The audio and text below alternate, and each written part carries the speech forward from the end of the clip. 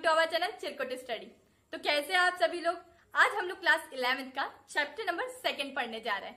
तो यार जो भी हमारे चैनल पर नया है जल्दी से हमारे चैनल को सब्सक्राइब कर दो और साथ ही साथ बेल आइकन को भी प्रेस कर दो। और जो भी नोट्स या एग्जाम्स प्रिपरेटरी से बहुत ही ज्यादा इंपॉर्टेंट क्वेश्चन है वो हमारी वेबसाइट www.chirkutstudy.in पर अवेलेबल है, जो कि बिल्कुल फ्री ऑफ कॉस्ट है। तो चलिए पढ़ते हैं हमारा चैप्टर नंबर 2। क्लास 11 का सेकेंड चैप्टर पढ़ने जा रहे हैं, जो कि हमारा प्रोग्रामिंग एंड कंसेप्चुअल थिंकिंग। ठीक है, सबसे पहले बात कर लेते हैं हम पाइथन की, क्योंकि हमको 11th में पाइथन पढ़ना है और 12th में भी पाइथन पढ़ना है। What is Python? तो Python is a general purpose high level programming language.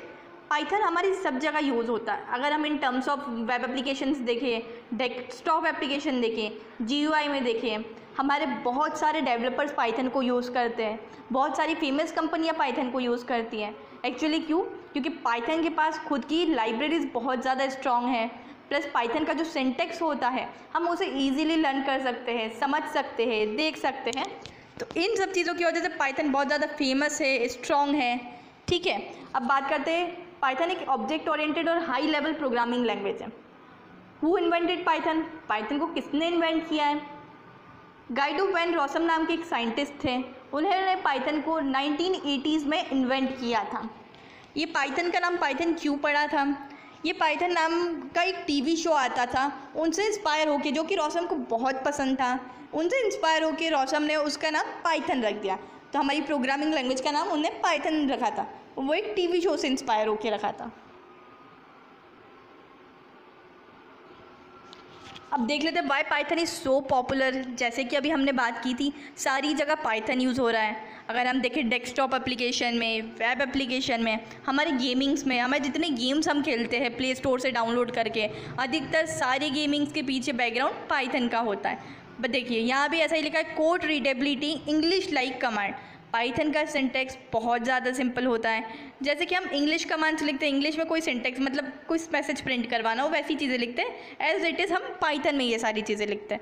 और उसकी बहुत सारी चीज़ें, simple programming syntax, artificial intelligence, ये सारे कुछ पॉइंट्स हैं जो पाइथन को स्ट्रॉन्ग बनाता है, जिसकी वजह से पाइथन ज़्यादा फेमस है और ज़्यादा ग्रोइंग लैंग्वेज है। और नेक्स्ट इज़ पाइथन के ऐसे कुछ फीचर्स हैं कि जिससे पाइथन ज़्यादा फेमस है। तो चलो डिस्कस कर लेते हैं उसके features. First point is Python is simple. Python एक बहुत ही सिंपल लैंग्वेज है। सिंटेक्स की बात की जाए तो पाइथन का सिंटेक्स बहुत ही सिंपल है। बिगनर्स की बात की जाए तो बिगनर्स में ये सारी चीज़ें सीखना बहुत ज़्यादा ईजी हो जाता है। हम अगर दूसरी प्रोग्रामिंग लैंग्वेज से इसको कंपेयर करें, जैसे हमारी जावा हो गई, C++ हो गई, तो उसमें उनके सिंटेक्स थोड़े से टफ है इन कंपेयर टू पाइथन के। पाइथन के सिंटेक्स हम आगे पढ़ेंगे। तो पाइथन के लैंग्वेजेस को लिखना, उसके प्रोग्राम्स को बनाना बहुत ज़्यादा सिंपल है इन कंपेयर टू दूसरी प्रोग्रामिंग लैंग्वेजेस। ठीक है, और second point is free and open source, क्योंकि पाइथन को आप फ्री में यूज़ कर सकते हैं और डिस्ट्रीब्यूट भी कर सकते हैं। ठीक है, आप इवन कमर्शियल यूज़ के लिए भी इसे फ्री में यूज़ कर सकते हैं। तो it is free and open source. Now our third point is portable. What do you mean by portable? Portable means कि हम पाइथन के प्रोग्राम्स को किसी भी प्लेटफॉर्म पर रन करवा सकते हैं, विच इज़ प्लेटफॉर्म इंडिपेंडेंट। अब पाइथन को हमने प्लेटफॉर्म इंडिपेंडेंट क्यों कहा है, इससे हम क्या समझते हैं? पाइथन एक प्लेटफॉर्म इंडिपेंडेंट लैंग्वेज है। मतलब कि हम अगर ऑपरेटिंग सिस्टम्स की बात की जाए तो हम पाइथन के प्रोग्राम चाहे विंडोज़ के ऑपरेटिंग सिस्टम पर रन करवाएं या चाहे मैक के ऑपरेटिंग सिस्टम पर रन करवाएं, या हमारे स्कूल या कॉलेजेस में अधिकतर में उबंटू ऑपरेटिंग सिस्टम होता है, जो कि which is free of cost होता है। ठीक है, तो यहाँ हमारे हम किसी भी ऑपरेटिंग सिस्टम पे रन करवाए अगर पाइथन के प्रोग्राम, तो हमें सारे केसेस में सेम आउटपुट मिलेगा। अगर इसको कंपेयर करी जाए दूसरी प्रोग्रामिंग लैंग्वेजेस से, जैसे कि हमारा C++ हो गया। C++ में ऐसा है कि अगर हमारे जैसे ही हमारा प्लेटफॉर्म चेंज होता है, विच मीन्स कि हमारा ऑपरेटिंग सिस्टम चेंज होता है, तो वो अलग आउटपुट जनरेट करता है। जैसे कि वो इंटीजर को 2 बाइट्स लेता है, वो विंडोज़ में 2 बाइट्स लेता है, उबंटू में 4 बाइट्स लेता है। ठीक है, तो वो पोर्टेबल होता है। मतलब हम किसी भी ऑपरेटिंग सिस्टम पे पाइथन के प्रोग्राम्स को रन करवा सकते हैं और सेम आउटपुट देख सकते हैं। और fourth point is high level language. Python एक हाई लेवल लैंग्वेज है। दूसरी लैंग्वेजेस में मेमोरी मैनेजमेंट और बैकअप मैनेजमेंट या गार्बेज मैनेजमेंट थोड़ा सा डिफिकल्ट हो जाता है, पर पाइथन के केस में ये सारी चीज़ें ईजीली मैनेजेबल है। our fifth point is OOPS, which means object oriented programming, OOPS object oriented programming language. ठीक है, अब हमारे पाइथन OOPS को फॉलो करता है। ठीक है, पाइथन में कुछ कॉम्प्लेक्स प्रॉब्लम को सॉल्व करने के लिए, क्योंकि हमारे पास ये ऑब्जेक्ट ओरिएंटेड को फॉलो करता है, तो हम उन सब प्रोग्राम्स को जो हमारे कॉम्प्लेक्स है उन सब के लिए हम स्मॉलर सेक्शन में डिवाइड कर देते हैं, उसको एक ऑब्जेक्ट के फॉर्म में हम देखते हैं। ठीक है, विच कंपनी यूजेस पाइथन, जैसे हमने स्टार्टिंग में बात की थी कि हमारी बहुत बड़ी बड़ी और फेमस कंपनियां पाइथन को यूज़ करती हैं, तो देख लेते हैं वो कौन कौन सी कंपनियां हैं। सबसे पहले हमारी गूगल तो सब जानते हैं, हम हमारे जो सर्च इंजन है, ठीक है, हम सब गूगल हमारा पाइथन यूज़ करता है। अमेजन देख लीजिए, याहू देख लीजिए, नेटफ्लिक्स देख लीजिए, नाउअडेज नेटफ्लिक्स बहुत ज़्यादा यूज़ में आ रहा है, यूट्यूब देख लीजिए।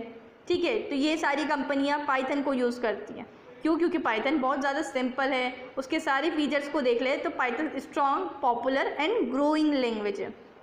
अब वर्जन्स देख लेते हैं, हमारे पाइथन के भी कुछ कुछ वर्जन्स हैं, हर वर्जन्स में एक कोई ना कोई नया फीचर होता है।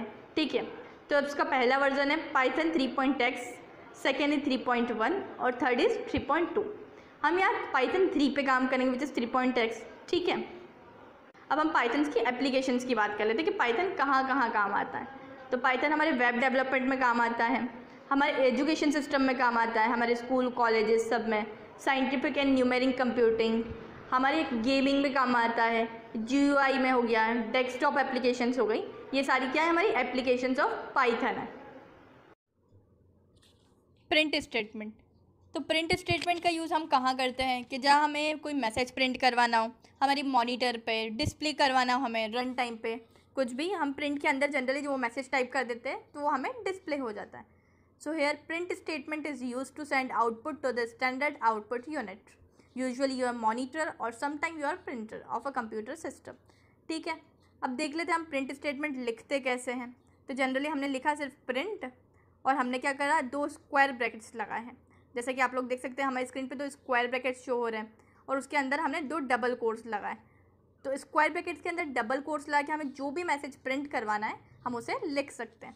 हमने यहाँ करवाया हेलो वर्ल्ड का मैसेज प्रिंट, तो यहाँ हमें हेलो वर्ल्ड लिखा हुआ दिख जाएगा हमारे स्क्रीन पे।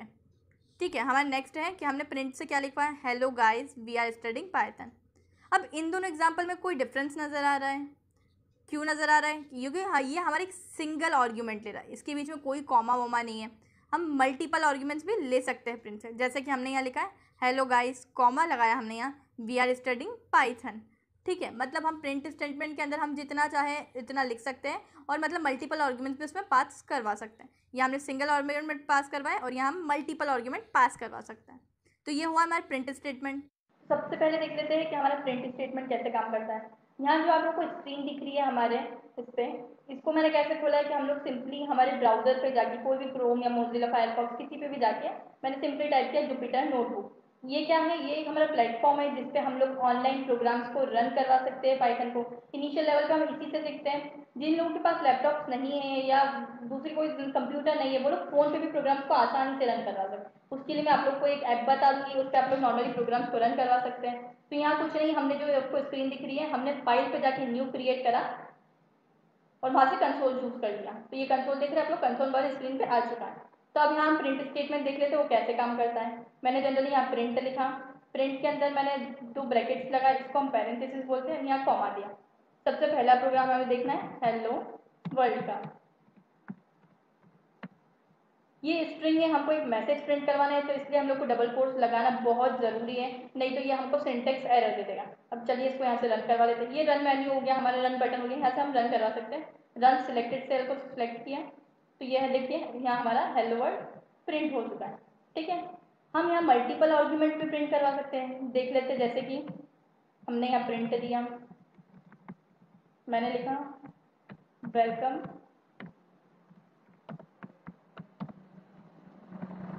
Welcome to our channel Chirkut study. ठीक है, ये हम लोग ने ये दे दिया। अब इसको भी प्रिंट करवा के देख सकते हैं, ये हमने कॉमा देके आप जो भी चाहे लिख सकते हैं, आपका मैसेज प्रिंट करवा सकते हैं, वो हम दोनों चीज़ें यहाँ करवा सकते हैं। तो इसको रन करवा लेते हैं तो ये भी मैसेज पूरा प्रिंट हो जाएगा। रन सिलेक्टेड सेल, तो देखिए हमने पहले क्या करा था, हेलो वर्ल्ड को प्रिंट किया। दूसरा हम लोग ने क्या करा, हम लोग ने welcome to our Chirkut channel print करवाया।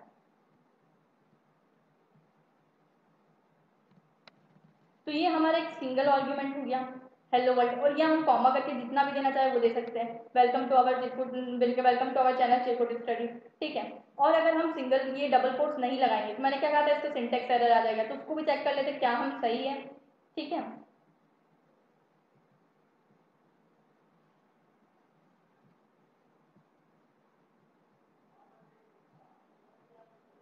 तो हमने यहाँ दिया प्रिंट, ठीक है, कुछ भी हम प्रिंट करवा लेते हैं, जैसे मैंने मेरा नाम प्रिंट करवाया है, ठीक है। अब मैं इसको रन करवा लेती हूँ,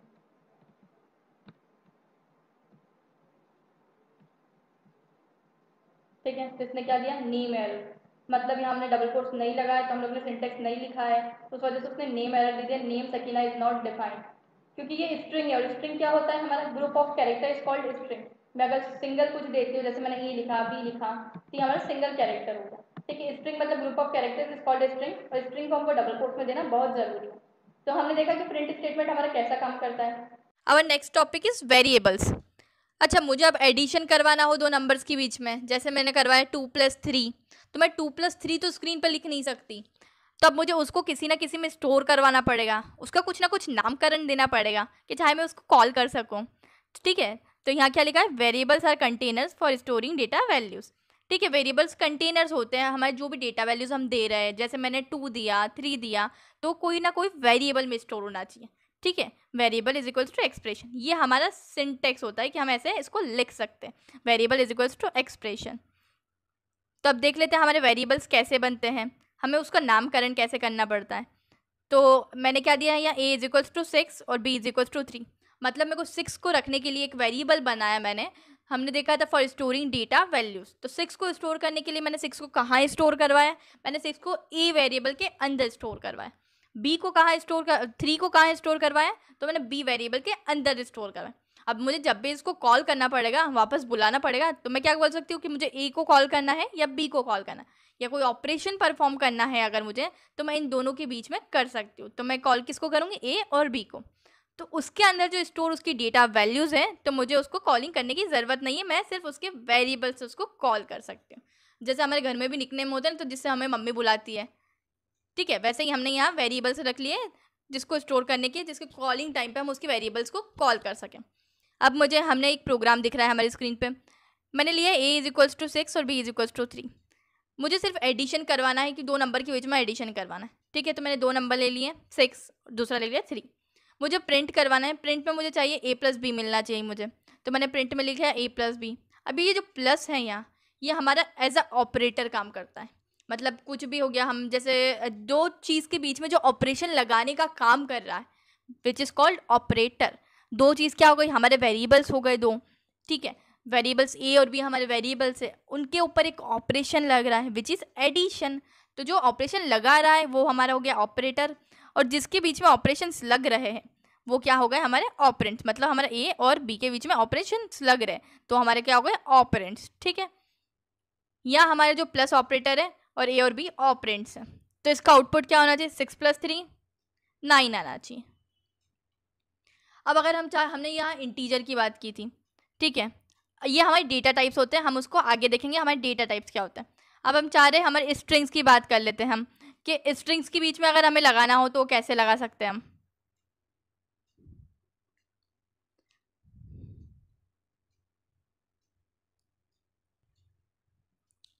सो our next topic is variable with string.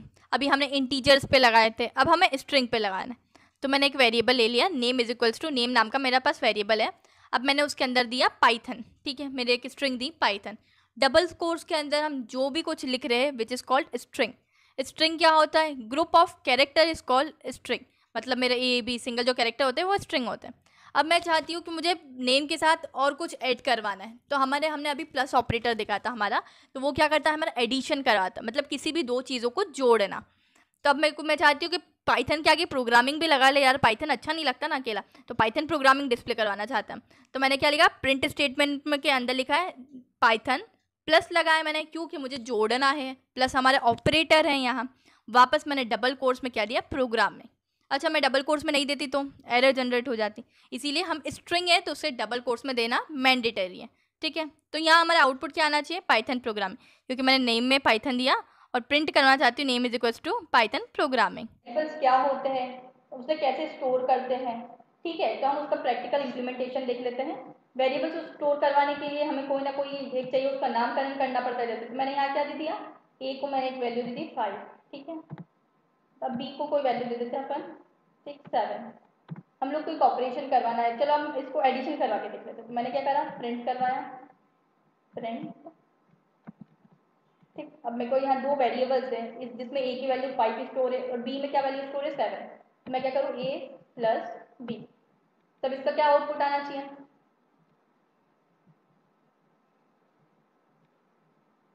ठीक है, इसका आउटपुट आ गया 12। या हम ऐसे कर सकते हैं, ए या बी को किसी तीसरे वेरिएबल में स्टोर करवाएं, जैसे हम करके देखते हैं।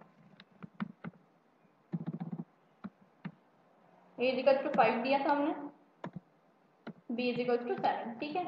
इसको मैं अगर सी में स्टोर करवा लेती हूँ, तो सी में मैं ऑपरेशन लगाऊंगी ए प्लस बी, ठीक है। अब ए प्लस बी का ऑपरेशन लगाया और मैंने यहाँ क्या करवा दूंगी, अब मैं किसको प्रिंट करवाऊंगी, अब मैं ऑफकोर्स सी को प्रिंट करवाऊंगी यहाँ, क्योंकि मेरी बाकी सारी चीज़ें तो सी में स्टोर है।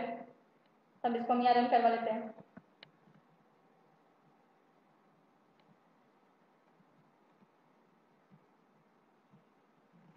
तो ये क्या आ गया 12। प्रिंट करवाना हो ऐसे ही तो, और स्ट्रिंग को मैं किसी वेरिएबल में स्टोर करवाई हूँ, जैसे देख लेते हैं। मैंने दिया नेम इज इक्वल्स टू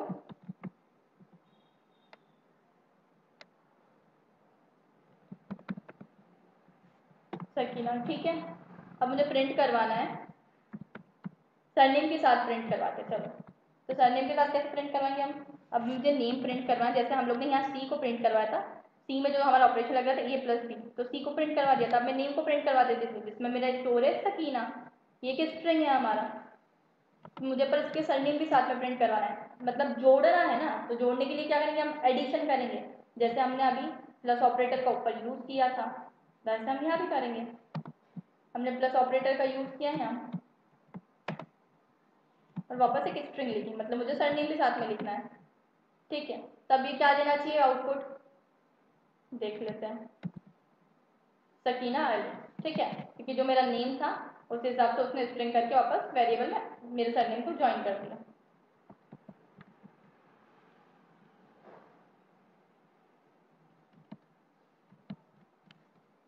ये हो गया हमारा वेरिएबल विद स्ट्रिंग। हमारे नेक्स्ट टॉपिक है ऑपरेटर्स, जो अब हमने यहाँ अभी तक दो प्रोग्राम्स में प्लस ऑपरेटर लगाए, तो ये कौन सा ऑपरेटर होता है वो समझ लेते हैं। ये होता है हमारा अरिथमेटिक ऑपरेटर्स। हमें यहाँ कुछ ऑपरेटर्स पढ़ने हैं। तो सबसे पहला ऑपरेटर है हमारा arithmetic operator, plus minus multiplication divide module या डबल स्टार बोले। अब ये डबल स्टार क्या काम करता है, ये पावर निकालने का काम करता है। जैसे अगर मैंने बोला 2 की पावर 2, तब क्या आना चाहिए, 2 2 दो बार मल्टीप्लाई कर लेंगे ना, वैसा। तो ये पावर निकाल के दे देगा हमें, ठीक है। इन सब के प्रोग्राम्स देखेंगे हम। दूसरा है हमारा रिलेशनल ऑपरेटर, मतलब हम कंपैरिजंस करवाना चाहते हैं दो के बीच में। जब हमें कंपैरिजंस की बात आती है तब हम कौन सा यूज़ करते हैं, तब हम रिलेशनल ऑपरेटर्स यूज़ करते हैं। मतलब क्या ये इससे बड़ा है, क्या ये इससे छोटा है, ए बी से बड़ा है या ए बी से छोटा है, या ये दोनों इक्वल है। जब हमारे ऐसी कुछ बात आती है तो हम अपने रिलेशनल ऑपरेटर्स की बात करते हैं। तो चलिए यहाँ कुछ डिस्कस कर लेते हैं, क्योंकि हमें प्रोग्राम में इन सारी चीज़ों की ज़रूरत पड़ेगी। तो हम यहाँ पहले देख लेते हैं कि ये क्या होता है। जब यहाँ डबल इक्वल्स टू लगे, मतलब a is equals to b, that means क्या ए बी के इक्वल है। अगर मैंने ए में एक डेटा वैल्यू स्टोर करवाई विच इज़ 4, ठीक, मैंने बी में एक डेटा वैल्यू स्टोर करवाई विच इज़ 4, दोनों में 4 4 है, तो ऐसा लिखेंगे ना 4 इक्वल्स टू 4, क्या 4 4 के बराबर है, हाँ विच इज़ ट्रू, ठीक है। तो यहाँ इक्वल्स टू यूज होता है।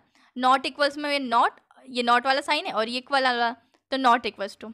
लेस देन का साइन होता है, लेस देन और इक्वल्स टू, और ग्रेटर देन और इक्वल्स टू। कंपेरिजन्स करवाने के लिए हम क्या करते हैं, हमेशा ऑपरेटर्स की बात करते हैं। ऑपरेटर्स में भी उसकी कौन सी कैटेगरी है, विच इज़ रिलेशनल ऑपरेटर है हमारे। अरिथमेटिक ऑपरेटर कौन से होते हैं, प्लस माइनस एडिशन सब्सट्रैक्शन के लिए, मल्टीप्लिकेशन डिवीजन के लिए, और यहाँ हम रिलेशनल ऑपरेटर्स की बात करते हैं। हमने बोला था कि हमने ऑपरेटर्स में दूसरी चीज़ें भी देखी थी, बहुत सारे ऑपरेटर्स पढ़े थे। जैसे हमारा अरिथमेटिक ऑपरेटर पढ़ा था हमने, असाइनमेंट ऑपरेटर्स पढ़े थे, अरिथमेटिक ऑपरेटर पढ़े थे, रिलेशनल ऑपरेटर पढ़े थे। तो उसके एक एग्जांपल्स देख लेते हैं। अब अरिथमेटिक ऑपरेटर में मैंने आप लोगों को समझाया था हमारे अरिथमेटिक ऑपरेटर्स कौन कौन से होते हैं। मतलब जैसे हमने यहाँ एडिशन किया, सब्सट्रैक्शन किया, मल्टीप्लिकेशन किया, ये क्या होगा, ये सारे हमारे अरिथमेटिक ऑपरेटर्स हो गए। मतलब एडिशन का एग्जाम्पल तो हम लोग ने देख ही लिया है। एक और एग्जाम्पल देख लेते हैं, मल्टीप्लिकेशन का एग्जाम्पल देख लेते हैं हम लोग। इसी को ही कॉपी कर लेते हैं हम यहाँ से।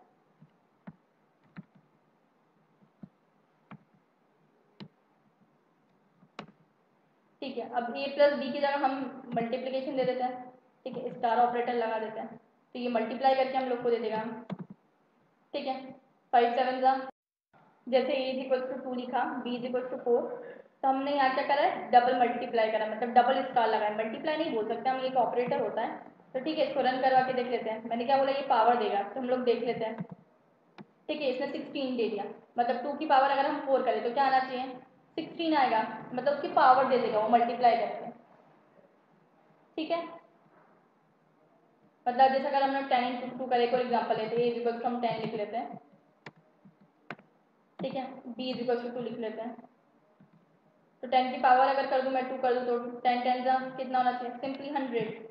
इसको हम प्रिंट करवा के देख लेते हैं। Print a double star b। ठीक है, तो इसने 100 दे दिया। तो ये क्या हो गया, हमारा असाइनमेंट ऑपरेटर्स पूरे हो गए। अब हमें कुछ देख लेते हैं हमारे रिलेशनल ऑपरेटर्स कैसे काम करते हैं। रिलेशनल ऑपरेटर्स क्या होता है, हमने पढ़ा था कि greater than, less than is equal to, greater than is equal to, ये सारे हमारे रिलेशनल ऑपरेटर्स होते हैं। तो मैंने ऐसा लिखा है यहाँ, ये एग्जाम्पल कॉपी कर लेते हैं। ठीक है,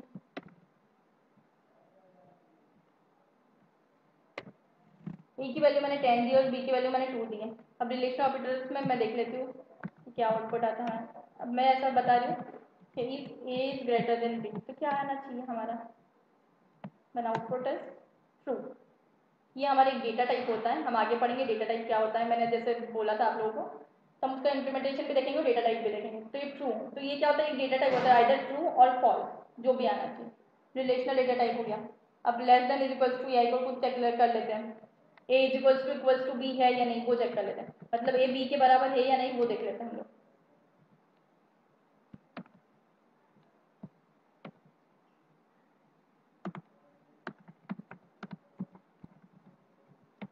ए इक्वल्स टू बी, मतलब ये बी के बराबर है या नहीं, वो देख लेते हैं।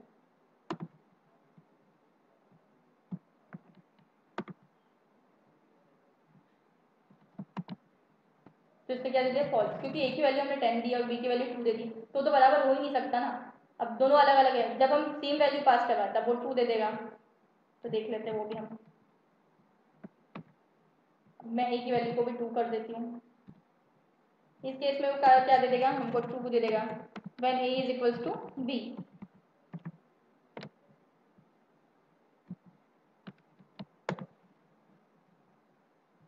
The answer is true. ठीक है, तो यहाँ हमारा रिलेशनल ऑपरेटर भी पूरा हो गया। हमने अरिथमेटिक ऑपरेशन देख लिए, ऑपरेटर्स देख लिए, relational. So our next topic is data types. हमें किसी भी लैंग्वेज को सीखने के लिए उसके डेटा टाइप्स को सीखना बहुत ज़रूरी है।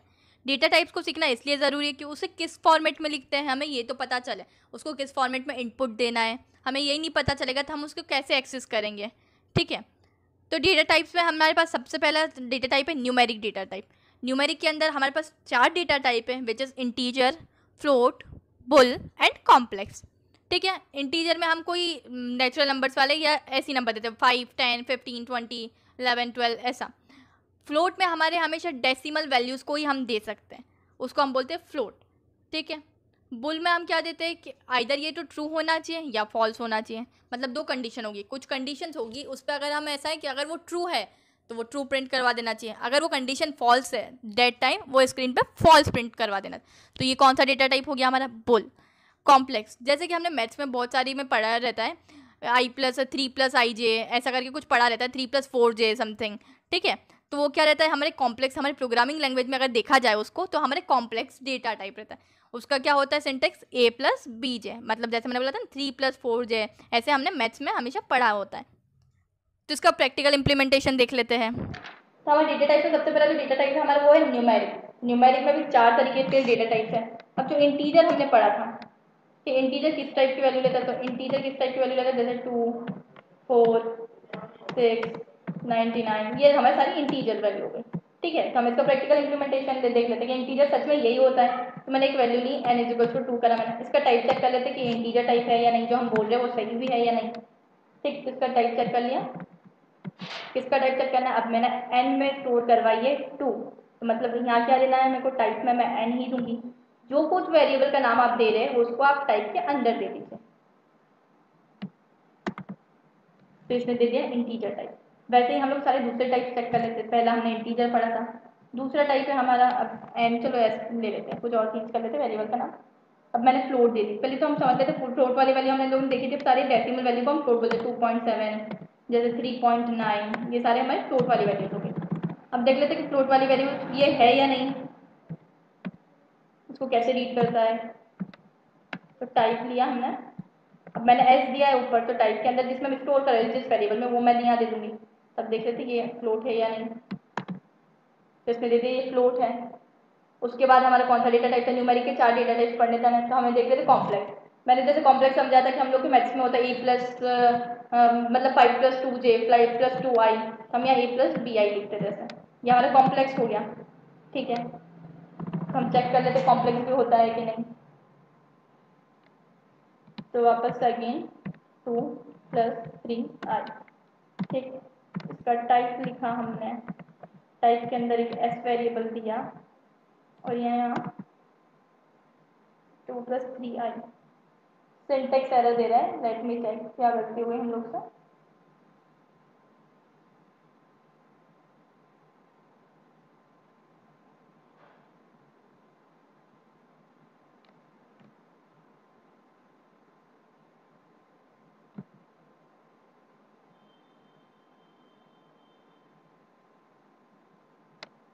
सॉरी, वहाँ जे आना चाहिए था।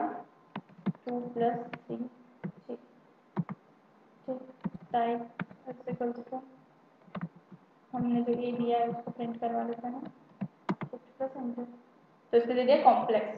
वो उधर क्यों आ रहा था, क्योंकि पहली वाली वैल्यू को आई कंसिडर करता है, दूसरी वाली को जे कंसिडर करता है, और 3 टर्म हो तो आई जे के कंसिडर करता है। तो हम लोग ने क्या 3i लिख दिया था, तो हम मिस्टेक क्या हो गई थी, हम लोग को जे लिखना चाहिए था। तो ए इज इक्वल टू 2+3j, तो ये कॉम्प्लेक्स दे दिया। चौथा डेटा टाइप था हमारा बुल, मतलब आइदर ट्रू और आइदर फॉल्स। मैं अगर 2 वैल्यू दे दूँ उसमें बीच में कंपेरिजन, जैसे कि हम लोग ने अभी ऊपर देखा था रिलेशनल ऑपरेटर्स में कि मैंने दिया था ग्रेटर देन, लेस देन, या लेस देन या ग्रेटर देन। तो उसका एग्जाम्पल हम लोग देख लेते हैं।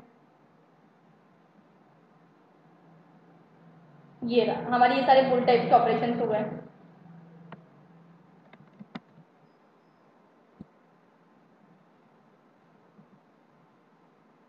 ये हमारे सारे बुल टाइप के ऑपरेशन हो गए। हमने यहाँ क्या कहा था, ए की वैल्यू हमने 10 दे दी, बी की वैल्यू 2 दे दी। अब ए बड़ा है क्या बी से, तो उसने दे दिया ट्रू। दूसरा हम लोग ने देखा था कि अगर ए बी के इक्वल है क्या, तो उसने क्या दे दिया कि नहीं नहीं है इक्वल वो उसके, तो उसने दे दिया फॉल्स।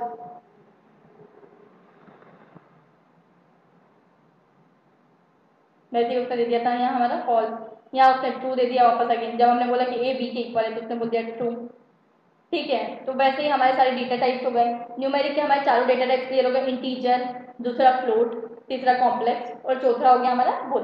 ठीक है, हमारे और कुछ डेटा टाइप्स है, जैसे हमारे लिस्ट हो गया, टपल, डिक्शनरी, सेट, स्ट्रिंग और रेंज। तो चलिए देख लेते हैं इसको हम कैसे बनाते हैं एक एक डेटा टाइप। तो हमारा दूसरा डेटा टाइप है लिस्ट। अब देख लेते हैं हम लोग लिस्ट को कैसे डिफाइन करते हैं। लिस्ट क्या होता है, जनरली हम लोग को सारे नंबर्स, स्ट्रिंग, ये सारी चीज़ें मतलब कॉम्बिनेशन में हो, तो हम लोग को एक लिस्ट बना लेंगे। ठीक है, तो हम लिस्ट कैसे डिफाइन करते हैं, मैंने एक वेरिएबल ले लिया एल इज इक्वल्स टू, ठीक है, ये ले ली मैंने स्क्वायर ब्रैकेट्स। स्क्वायर ब्रैकेट्स यहाँ लिस्ट की आइडेंटिफिकेशन करवाता है कि ये लिस्ट है। वैसे तो हम कोई भी ब्रैकेट लगाते ही है ना, मतलब हम कोई भी वेरिएबल में स्टोर करवाते हैं, तो हमको कैसे पता चलेगा कि वो लिस्ट है। तो लिस्ट की आइडेंटिफिकेशन क्या होती है कि हमारी स्क्वायर ब्रैकेट्स अगर हमने लगाए हैं तो क्या हो गया, हमारा लिस्ट हो गया। ठीक है, अब लिस्ट के अंदर हम कुछ वो दे देंगे, हम लोग को जो आइटम्स देनी है, वेरिएबल देना है, स्ट्रिंग देनी है, न्यूमेरिक फंक्शंस देने, इंटीजर, फ्लोट, जिसमें भी वैल्यू देनी है हम लोग वो स्टोर करवा लेंगे लिस्ट के अंदर। जैसे मैंने दे दिया 1, 2, 3, 4। ठीक है, तो ये क्या होगा, हमारी list.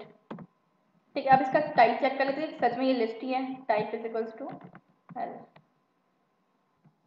Type is equals to यहाँ एल दे देते, क्योंकि हम लोग ने एल के अंदर स्टोर करवाया है, वेरिएबल का नाम एल दिया है। ठीक है, अब इसको प्रिंट करवा के देख लेते हैं। तो उसने क्या प्रिंट करवा दिया, लिस्ट। लिस्ट के बाद हमारा दूसरा डेटा टाइप कौन सा है, टपल। अब टपल कैसे क्रिएट करते हैं, टपल TUPL, ठीक है, PL टपल। अब टपल कैसे क्रिएट करते हैं, हमने चलो ठीक है टी से ही ले लेते हैं, एक वेरिएबल में इसको स्टोर करते हैं। हम टपल को राउंड ब्रैकेट से आइडेंटिफाई करते हैं। लिस्ट स्क्वायर ब्रैकेट से हो गया, टपल राउंड ब्रैकेट से हो गया। इन दोनों के बीच में डिफरेंस दूसरे भी है, वो जब हम लोग आगे डीप में पढ़ेंगे तब हम देख लेंगे। टपल डिफाइन कैसे करते हैं, जैसे हमने 3, 2 कुछ भी दे दिया, वैसे ही जैसे हमने लिस्ट में वेरिएबल्स दिए थे वैसे कुछ भी दे सकते हैं हम। ठीक, अब टपल को भी देख लेते हैं कि हमने जो बोला है टपल ऐसे ही डिफाइन करते हैं, मतलब ये टपल है या नहीं। तो हम इसका टाइप चेक करें, टपल अब क्या देंगे यहाँ, ऑफकोर्स टी, क्योंकि हमने वेरिएबल का नाम क्या रखा है, टी, तो ये आ गया टपल। तीसरा जो हमें पढ़ना है वो हमारा है डिक्शनरी। डिक्शनरी को डी से डिफाइन कर लेते हैं। ठीक है, वैसे ऐसा ज़रूरी नहीं है कि डी से ही डिफाइन करना है, ये मैंने सिर्फ उसके पहले पहले कॉमन लेटर्स ले लिया, आप किसी और वेरिएबल में स्टोर कर सकती है सारी चीज़ें। डिक्शनरी में क्या होता है, एक की और एक वैल्यू होता है। अब की और वैल्यू से क्या समझे, मतलब हम जैसे मैंने 1 पे कुछ दिया है 1, ठीक है, और यहाँ सारे स्ट्रिंग के फॉर्म्स मतलब डबल कोट्स में लिखा जाता है। ठीक है, ये की हो गया। अब इसमें मैंने कॉलन लगाया मतलब उसकी वैल्यू देने के लिए, चलो ये की दे देते, ठीक है। अब मैंने 2 दे दिया, ठीक है, यहाँ क्या दे दूँ, वैल्यू दे देते हैं। मतलब मैं अगर ए की जगह कुछ भी लिख सकती थी, एप्पल, बी फॉर बॉय, कुछ भी लिख सकती थी। ठीक है, मतलब ये यूनिक होता है, इसकी की होती है, एक वैल्यू होती है। डिक्शनरी को हम हमेशा इस कर्ली ब्रैकेट से डिफाइन करते हैं, इसकी पहचान होती है कि ये डिक्शनरी है। ठीक है, इसका भी टाइप चेक कर लेते हैं, टाइप डी। ठीक है, अब इसको रन करवा के देख लेते हैं कि क्या ये डिक्शनरी है। ऑफ कोर्स डिक, तो इसका मतलब डिक का मतलब डिक्शनरी, इसके थोड़े शॉर्ट फॉर्म्स होते हैं, जैसे इंटीजर को क्या बोलते हैं, आईएनटी बोलता है हमेशा, तो मतलब कंपाइलर इन सारी चीज़ों के थोड़े शॉर्ट फॉर्म्स लिखता है, इंटीजर को आईएनटी इंट, डिक्शनरी को डीआईसीटी डिक। ठीक है, तो हमारी ये, अब हमें पढ़ना होता है स्ट्रिंग क्या होता है। स्ट्रिंग मैंने आगे भी आप लोगों को बताया था जब हम लोग ने डिफाइन करी थी, प्रिंट स्टेटमेंट में हम लोग ने बताया था। तो स्ट्रिंग क्या होता है, group of characters called string, तो यहाँ हम वही दे देंगे, और इसको डबल कोट्स में देना बहुत ज़रूरी है, नहीं तो वो string as a string read नहीं करता। कंपाइलर को एज ए स्ट्रिंग रीड करवाने के लिए डबल कोट्स में देना बहुत ज़रूरी है। तो यहाँ कुछ भी दे दे, जॉन दे देते, ठीक है, यहाँ हमने दिया। और उसके बाद इसका टाइप चेक कर लेते हैं, मैंने एसटीआर इसलिए दिया है, चलो कुछ और दे देते हैं, ऐसे ही दे देते हैं, स्ट्रिंग ऐसे ही शुरू होता है तो सिर्फ ऐसे ही दे देते हैं। इसका टाइप चेक कर लेते हैं हम लोग, ठीक है, कि ये स्ट्रिंग है या नहीं। तो उसने दे दिया एसटीआर, मतलब मैंने बोला था ना कुछ शॉर्ट फॉर्म्स यूज़ करता है, तो एसटीआर मीन्स स्ट्रिंग। अब हमारी लिस्ट हो गया, टपल हो गया, डिक्शनरी हो गया, स्ट्रिंग हो गया, हमारे एक और बचा है रेंज फंक्शन जो होता है, सॉरी रेंज डेटा टाइप जो होता है। रेंज मतलब समझ होंगे, रेंज कहाँ से कहाँ तक की, मतलब कहाँ किस वेरिएबल से किस वेरिएबल तक एप्लीकेबल है, या कहाँ से कहाँ तक फंक्शन एप्लीकेबल। तो इसको डिफाइन करना सीख लेते हैं कि रेंज को डिफाइन कैसे करते हैं। जैसे मैंने लिखा RANG, ठीक है, हमारे लिस्ट में सब में मतलब इंडेक्सिंग होती है। अब इंडेक्सिंग क्या होती है तो हम आगे देखेंगे कि इंडेक्सिंग क्या होती है, पहले अभी देख लेते हैं कि रेंज को सिर्फ डिफाइन कैसे करते हैं। जीरो से हमारी हमेशा हर इंडेक्सिंग स्टार्ट होती है, और जहाँ तक मतलब उसका कोई भी है, जैसे मैंने लिखा अगर पाइथन, तो उसके मतलब P जीरो इंडेक्सिंग पे होगा। हम देखते हैं एक मिनट, 0 से 5 तक जैसे मैंने इसके इंडेक्सिंग है, तो ये हमारा रेंज फंक्शन होता है। तो हम इंडेक्सिंग की बात कर रहे थे, तो जैसे इंडेक्सिंग में बताती हूँ, ये वेरिएबल है, ये वेरिएबल में हम कुछ स्टोर करवाते हैं स्ट्रिंग के फॉर्म में। चलो एक नाम स्टोर करते हैं, श्वेता, ठीक है। अब इसको प्रिंट करवा लेते हैं, मैंने करवाया प्रिंट, क्या होगा ए, क्योंकि मैंने ए में स्टोर करवाना है, अब मेरे को श्वेता प्रिंट करवाना है, मैं ए वेरिएबल में करवा दिया, ठीक है। अब इसने श्वेता प्रिंट कर दिया।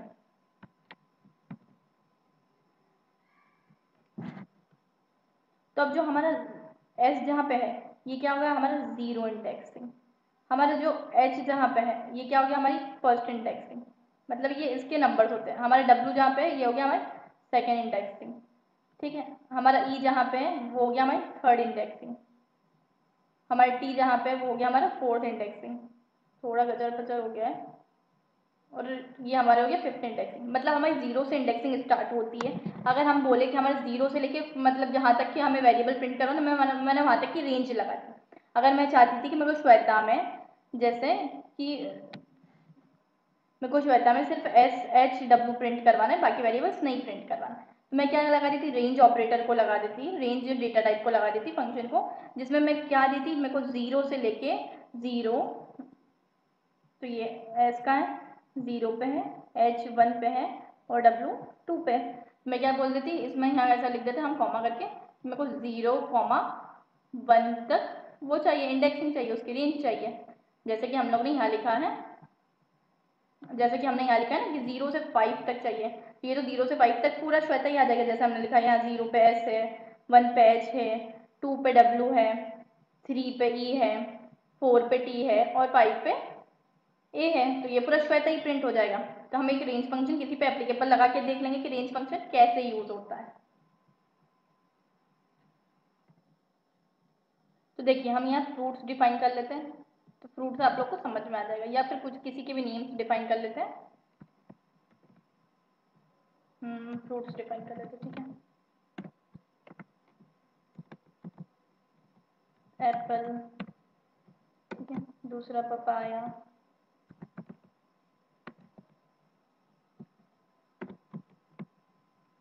बनाना,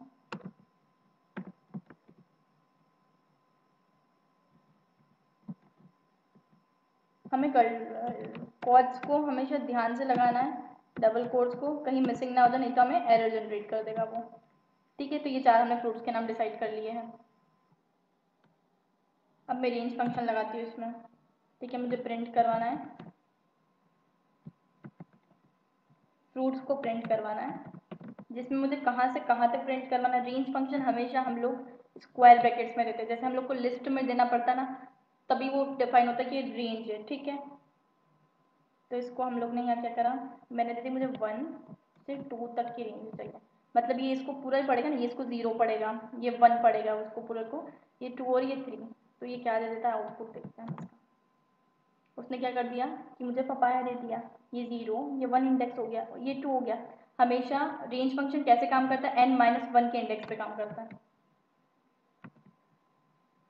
हमेशा रेंज फंक्शन n-1 के इंडेक्स पे काम करता है।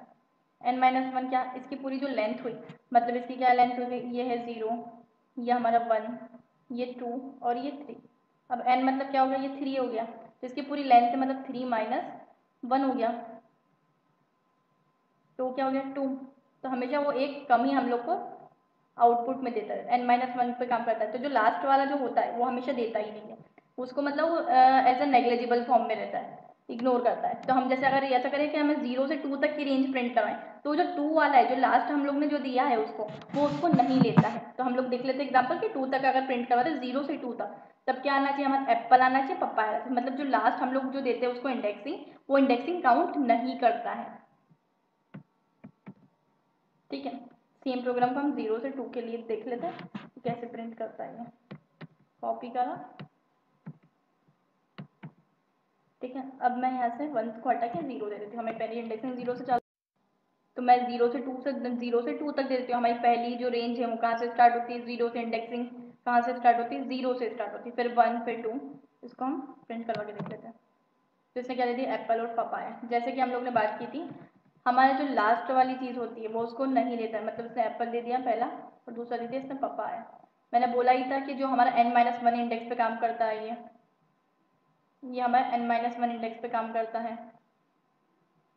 तो वो लास्ट वाला जो इंडेक्स है, मतलब जो हमारा 2 वाला इंडेक्स है, उसको नेग्लिजिबल या इग्नोर करता है, उसको नहीं लेता है, टेक एज इनपुट नहीं लेता है, काउंट नहीं करता है, ओके। तो हमारा रेंज फंक्शन ऐसे काम करता है कि कहाँ से कहाँ तक की रेंज देनी है हमें प्रोग्राम में, तो एज अ आउटपुट हमें लोगों को शो कर देता है। So our next topic is conditional statement. जब भी हमें कोई भी डिसीजन लेना है कि आइदर ये कंडीशन चलनी चाहिए, ये चलनी चाहिए, तो वो उस पर टाइम पे क्या करते हैं, हम कंडीशनल स्टेटमेंट्स को लगा देते हैं। Decision making statements is called conditional statements. A conditional statements in Python is handle bye, 3 type होते हैं उसके कि हम किस किस तरीके से उसको हैंडल कर सकते हैं। पहला हमारा इफ़ कंडीशन, इफ़ से हम देख सकते हैं कि कैसे हैंडल कर सकते हैं। दूसरा एल इफ और तीसरा एल्स। तो चलिए हम इन तीनों को डीप में देख लेते हैं।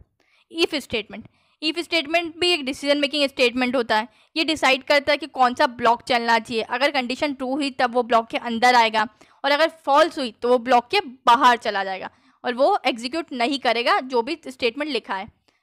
सबसे पहले हम इसके सिंटेक्स की बात कर लेते हैं कि इफ स्टेटमेंट कैसे काम करता है। हमने सिर्फ जनरली कीवर्ड लिखा इफ, उसके अंदर हमें कुछ भी कंडीशन देनी है, ठीक है। जैसे हमने रिलेशनल ऑपरेटर्स पढ़े थे, उसका यूज़ हम यहाँ करेंगे। तो हमें कुछ भी कंडीशंस देनी है कि हमें क्या कंडीशन पे हम वर्क कर सकते हैं। तो कंडीशंस में हो गया हमारा कि हमने कोई भी कंडीशन दी, उसके अंदर हम बॉडी में आते हैं जहाँ हमने स्टेटमेंट्स लिखे। अगर ये हमारी कंडीशन एक बुलियन कंडीशन होगी, मतलब उससे या तो ट्रू होगी या फॉल्स होगी, स्टेटमेंट उसी के थ्रू चलेगा, on the basis of conditions के बेसिस पे स्टेटमेंट चलेगा। जो भी हमने स्टेटमेंट में दिया है, स्टेटमेंट पार्ट में जो दिया है, वो हमारी किसके बेसिस पे चलेगा, कंडीशन के बेसिस पे। याद रखें मैंने यहाँ इफ़ के बाद इतनी स्पेस छोड़ी है, यहाँ आप लोग को इतनी स्पेस के बाद एक स्टेटमेंट हैशटैग स्टेटमेंट दिख रहा है, वो क्यों छोड़ी है? मैंने इफ़ को तो यहाँ से स्टार्ट किया है और स्टेटमेंट को यहाँ से। तो ये है हमारा इंटेंडेशन। अब इंटेंडेशन क्या होता है? इंटेंडेशन पाइथन में हर ब्लॉक, जब हम लोग कोई भी स्टेटमेंट या ब्लॉक बनाते हैं, उसके अंदर जैसे हमने कंडीशन दी इफ़ की, एल्स की या एलिफ की, तो उसका सबसे पहले जनरल हमारा सिंटेक्स क्या है? मैंने इफ़ कीवर्ड लिखा, अंदर कोई भी कंडीशन दी और कॉलन लगाया, या हमें कॉलन दिख रहा है। हम अगर ये कॉलन नहीं, या मैंने वेरिएबल दिया ए, उसमें सबसे वैल्यू स्टोर करिए 50, उसके बाद मैंने इफ़ की कंडीशन लगाई, सबसे पहले इफ़ कीवर्ड लिखा है, उसके अंदर एक कंडीशन दी है if a is greater then 10। अब मैंने ए में क्या स्टोर करा है? तो 50। क्या 50 बड़ा है 10 से? तो यस इट इज़ ट्रू। और मैंने यहाँ कॉलन लगाया which is a part of our syntax. तो मैंने इफ़ कंडीशन और कॉलन दिया। अगर ये कंडीशन हमारी ट्रू होती है तब वो क्या प्रिंट करना चाहिए? Print A is greater. हमारे प्रोग्राम के हिसाब से देखें तो कंपाइलर सबसे पहले चेक करेगा क्या ए बड़ा है 10 से, तो हाँ ए बड़ा है, क्योंकि ए में क्या वैल्यू स्टोर है 50, तो क्या प्रिंट करवा देगा? नेक्स्ट कंडीशन पे आ जाएगा, नेक्स्ट हमारे बॉडी के अंदर आ जाएगा, स्टेटमेंट को एग्जीक्यूट करवाएगा। हमारा स्टेटमेंट क्या है? Print A is greater. तो हमारा आउटपुट क्या आ जाएगा? ए इज़ ग्रेटर। तो हम इसको इम्प्लीमेंट करके देख लेते हैं। तो हम लोग यहाँ देख लेते हैं कि हमारा इफ स्टेटमेंट कैसे काम करता है। ठीक है, हमने उसका सिंटेक्स देख रखा है कि इफ स्टेटमेंट को कैसे लिखते हैं। तो हम यहाँ दो वेरिएबल ले लेते हैं, सेम प्रोग्राम नहीं बनाता, दूसरा बनाते हैं। दो वेरिएबल लिए, ए इज इक्वल्स टू 5, बी 7 ले लेते हैं। ठीक है, अब कंडीशन लगाते हैं। कंडीशन कैसे लगाते हैं? जैसे अभी हमने देखा था, इफ के अंदर जो कंडीशन लिखनी है हमें वो लगाते हैं, if a is less than b, और फिर क्या आएगा? कॉलन। ठीक है, इफ के अंदर कोई कंडीशन लिखो, उसके बाद कॉलन लगा, ये हमारा सिंटेक्स है। उसके बाद नीचे वाली लाइन पे आके थोड़ा सा स्पेस देके उसके बाद हम लोग लिखना चालू करेंगे प्रिंट, वो होता है हमारा इंडेंटेशन। मतलब थोड़ी सी स्पेस देने के बाद हमें लिखना पड़ता है, क्योंकि ये इनबिल्ट सिंटेक्स है उसका, पाइथन का, जो हमें फॉलो करना पड़ता है। तो क्या लिख लेंगे हम? ए लेस देन बी। ठीक है, इसको रन करवा लेते हैं, तो उसने प्रिंट कर दिया a is less than b. ठीक है, अब हम लोग को करवाना है, अगर चलो एल्स की ज़रूरत क्यों पड़ी? Elif statement. हम एलिफ स्टेटमेंट का यूज़ कब करते हैं? जब हमें मल्टीपल कंडीशंस देनी हो। तो हम मल्टीपल इफ तो दे नहीं सकते, मल्टीपल इफ देने से हमारे प्रोग्राम की कॉम्प्लेक्सिटी बढ़ जाएगी। तो इसीलिए हम एलिफ स्टेटमेंट का यूज़ करेंगे। जब हमें 2 3 4 कंडीशंस देनी हो तब हम एलिफ स्टेटमेंट का यूज़ करेंगे। ठीक है, the elif statements allow you to check multiple expression for true and execute a block of code as soon as the one of condition evaluates to true. ठीक है, अब हम एलिफ का सबसे पहले सिंटेक्स देख लेते हैं। तो एलिफ का syntax as it is if के जैसा होता है, बस हमारा कीवर्ड चेंज है। जहाँ हमारा इफ़ लगा था वहाँ हमें एलिफ लगाना है, हमें कंडीशन लिखनी है अंदर, और वापस ऐसे ही कॉलन लगा देना है। और उसके अंदर अगर हमारी कंडीशन ट्रू होती है तब हमारा कंपाइलर हमारे स्टेटमेंट को रीड करेगा, अगर हमारी कंडीशन फॉल्स होती है तो वो हमारे स्टेटमेंट को रीड नहीं करेगा। तो हम एक प्रोग्राम देख लेते हैं एलिफ का। तो मैंने एक कंडीशन देने, मैंने दो वेरिएबल लिए यहाँ ए एंड बी। ए में मैंने वैल्यू स्टोर कराई है 15, बी में मैंने वैल्यू स्टोर कराई 33।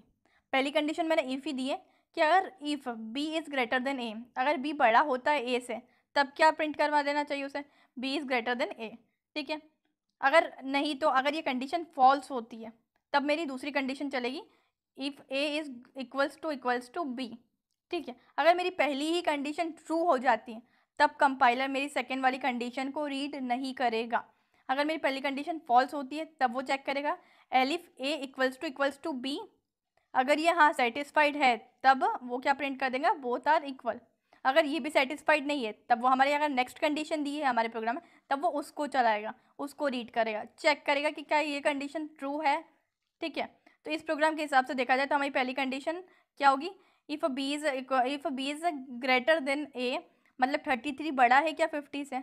तो false. B is greater than a, तो ये वाली कंडीशन तो वो फॉल्स मतलब प्रिंट नहीं करवाए। अब दूसरी कंडीशन देखेगा एलिफ में, क्या ए और बी बराबर है? नहीं जी, ए और बी बराबर नहीं है, क्योंकि हमने ए में तो 50 दिया है और बी में 33 दे रहे हैं, तो दोनों अलग अलग है ना। ऐसा थोड़ी है कि हमने ए में भी 50 दिया है एंड बी में भी 50 दिया है। तो यहाँ हमारी दोनों ही कंडीशन फॉल्स है, तो हमारे प्रोग्राम सिर्फ रन होगा, वो कोई भी आउटपुट जनरेट नहीं करेगा। अगर हमें और कंडीशन देनी है तो हम ऐसा दे सकते थे, हम एक और एलिफ लगाते हैं जिसमें हम ऐसा लिखते हैं if a is greater than b. ठीक है, या फिर हम if a is greater than b तो हम क्या प्रिंट करवा देते हैं? A is greater.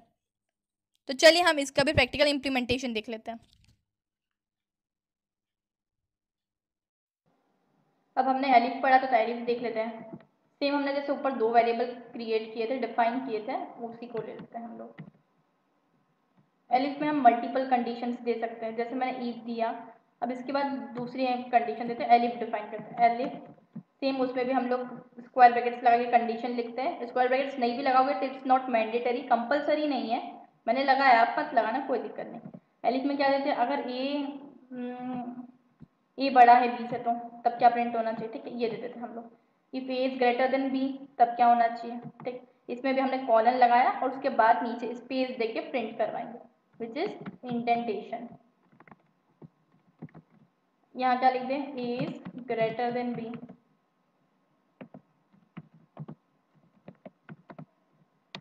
अब देखते हैं इसमें से कौन सी कंडीशन चलती है।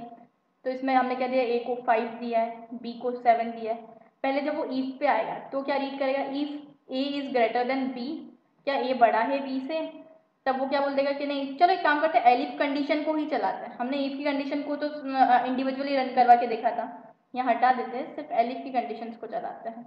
या इफ के साथ, चलो जब लिख लिया तो इफ के साथ ही चला लेते हैं। तो क्या रीड करेगा कंपाइलर, हमने जब इफ में क्या कंडीशन दी है, if a is less than b, if b जब बड़ा है हमारा ए से, ठीक है, if b is greater than a, तब क्या प्रिंट करना चाहिए, a is less than b, ठीक है, ठीक है। अब अगर या तो ये नहीं हुई तो ये कंडीशन हमारे जैसे हमने जो इनपुट दिया उसके हिसाब से तो ट्रू है, मतलब प्रिंट क्या होगा हमारा, ए इज लेस देन बी। अगर नहीं, अगर हम ऐसा देते ए को 7 देते और बी को 5 देते, तब जो एलिफ की कंडीशन है, क्या ए बड़ा है बी से, जब हम एलिफ में आते हैं तो एलिफ में वो क्या बोल रहा है कि क्या ए बड़ा है बी से,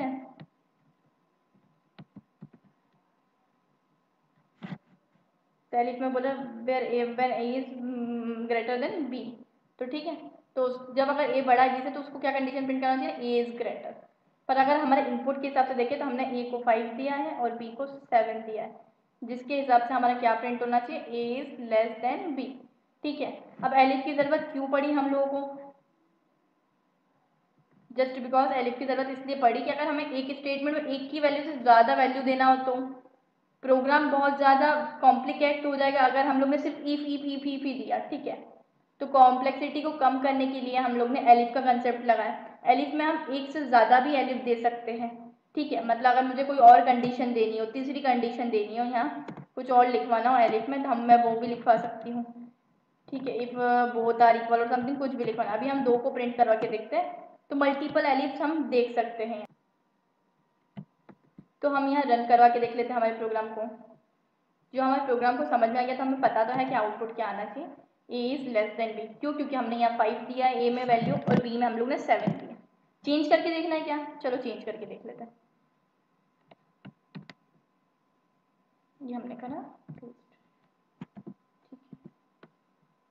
ए में दे देते 55, बी में दे देते 70, ठीक है। अब क्या मैसेज प्रिंट होना चाहिए, इसको इसके हिसाब से क्या मैसेज प्रिंट होना चाहिए। अब हमने तो क्या दे दी, ए बड़ा है, when a is greater than b, तो ये कंडीशन सबसे पहले कंपाइलर इफ पे आया, अब उसने इफ से रीड करना चालू करा, if a is greater than, if a is less than b, अब वो चेक करेगा वेदर इट इज ट्रू या फॉल्स, तो क्या बोल देगा कि नहीं बाबा ये तो फॉल्स है, क्योंकि हमारा बी छोटा है, बड़ा तो है ही नहीं, तब वो क्या दे देगा, ये मैसेज तो प्रिंट करेगा ही नहीं हमारा,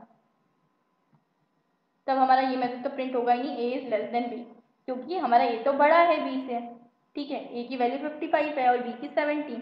अब वो एलिफ की कंडीशन पे आएगा, जैसे ही कर्सर हमारा एलिफ की कंडीशन पे आया तो यहाँ क्या लिखा हमने, when a is greater than b, क्या ए बड़ा है बी से, तो यस विच इज ट्रू, हाँ ट्रू है। ए की वैल्यू हमने यहाँ 55 इनिशियलाइज कराई और बी की 17, तो ए बड़ा है, तो हमारे इस केस में क्या मैसेज प्रिंट होना चाहिए, हमने क्या लिखा, अगर ऐसा हो तो इस कंडीशन में हमारा मैसेज प्रिंट होना चाहिए, print a is greater than b. तो हम इसको रन करवा के देख लेते हैं, a is greater than b, जैसे कि हमने समझा था अभी, ए बड़ा है बी से तो उसने दे दिया a is greater than b. Else statement, तो हमारा एल्स स्टेटमेंट कब काम आता है, जब हमारे इफ़ की कंडीशंस भी फॉल्स हो जाए, एलिफ की भी फॉल्स हो जाए, तब क्या है, मतलब जो दूसरी चीज़ों को कैच ना कर पाए जब हमारे प्रोग्राम में, तब हमारे एल्स में जो कंडीशंस है वो ज़रूर चलती हैं। मतलब इफ़ भी फॉल्स है, एलिफ भी फॉल्स है, तो जब हमारा एल्स पार्ट एग्जीक्यूट होता है, ठीक है, the L's keyword catches anything which is not called by the preceding conditions, ठीक है। उसमें यही बोला है कि जब हमारी इफ और एलिफ की कंडीशन को कैच नहीं कर पाता है, जब हमारी वो ट्रू नहीं होगी, सेटिस्फाइड नहीं होगी, तब हमारा एल्स पोर्शन काम करेगा। एलिफ की तरह हमारा एल्स स्टेटमेंट भी ऑप्शनल है, ऐसा नहीं कि एलिफ और एल्स के बिना हमारे प्रोग्राम रन नहीं होते। हमने जैसे इफ़ का प्रोग्राम देखा था कि सिंपली अगर हम इफ़ का प्रोग्राम रन करवाए तब भी हमारे प्रोग्राम रन होते हैं, पर हम अगर हमारी कंडीशंस के हिसाब से हमारे मल्टीपल ऑप्शंस देने हैं और हमें एल्स पोर्शन चलाना है, तब हम एक प्रोग्राम बनाएंगे ऐसा जिसमें इफ़, एलिफ और एल्स की कंडीशंस तीनों सेटिस्फाइड हो। तो हम एल्स का सिंटेक्स देख लेते हैं। एल्स का सिंटेक्स इफ़ और एलिफ से थोड़ा सा अलग है, क्योंकि एल्स के सिंटेक्स के बाद डायरेक्ट कॉलन लगा है। अब क्यों? एल्स की सिंटेक्स में हम कंडीशंस नहीं देते हैं, तो जैसे हम इफ़ की कंडीशन देते हैं, इफ़ लगाते हैं कीवर्ड, उसके बाद हम पैरेंथेसिस और राउंड ब्रैकेट लगा के हम एक कंडीशन लिखते हैं, वो चेक होती है वेदर इट इज़ ट्रू और फॉल्स, तब जाके वो स्टेटमेंट्स को प्रिंट करता है। हम एल्स स्टेटमेंट को लगाते ही इसलिए कि अगर हमारी बाकी कंडीशंस फॉल्स हुई तब हमारा एल्स स्टेटमेंट चलना चाहिए, और एल्स में हमने जो भी मैसेज दिया है वो प्रिंट होना चाहिए, क्योंकि एल्स में तो कोई कंडीशन नहीं है ना कि जिसको वो चेक करेगा। तो एल्स में हमने जो भी मैसेज दिया है वो हमारा प्रिंट होना चाहिए, ठीक है। तो ये हमारा एल्स का सिंटेक्स हो गया। याद रखिए हमें इसमें कोई भी कंडीशंस देना ज़रूरी नहीं है, मतलब देते ही नहीं। तो एक प्रोग्राम देख लेते हैं हम एल्स का। यहाँ मैंने इफ और एल्स दोनों साथ में लगाए। मैंने एक दो वेरिएबल लिए हैं, ए में मैंने वैल्यू स्टोर करवाई है 5, बी में मैंने वैल्यू स्टोर करवाई 10। पहले मैंने इफ़ की कंडीशन दी है, अगर ए बड़ा है बी से, अगर ये कंडीशन सेटिस्फाइड होती है, इफ़ इट इज़ ट्रू, तो मेरा क्या प्रिंट करवाना चाहिए, ए इज़ ग्रेटर, मतलब ए बड़ा है। और अगर ये फॉल्स हो गई तो मतलब इफ़ वाला ब्लॉक तो चलेगा ही नहीं, तब हमारा सिर्फ एल्स वाला ब्लॉक चलेगा, तब वो प्रिंट कर देना चाहिए बी इज़ ग्रेटर, ठीक है। तो हम अगर प्रोग्राम के हिसाब से देखें तो मैंने ए में 5 वैल्यू दी है और बी में 10। पहले चेक करेगा क्या 5 बड़ा है 10 से, 5 इज़ ग्रेटर देन 10, तो क्या कर देगा, फॉल्स, 5 तो छोटा है 10 से, ठीक, तो मतलब ये वाला ब्लॉक तो चलेगा ही नहीं। अब कौन सा चलेगा, इफ़ नहीं चलेगा तो डायरेक्ट हमारे एल्स वाला पोर्शन चलेगा और क्या प्रिंट कर देगा, बी इज़ ग्रेटर, ठीक है। एल्स में देखिए यहाँ मैंने कोई भी कंडीशन नहीं दी, सिंपली एल्स का कीवर्ड लगाया और हमारा कॉलन यूज़ किया है। अब हमारा एल्स का कंसेप्ट देख लेते हैं।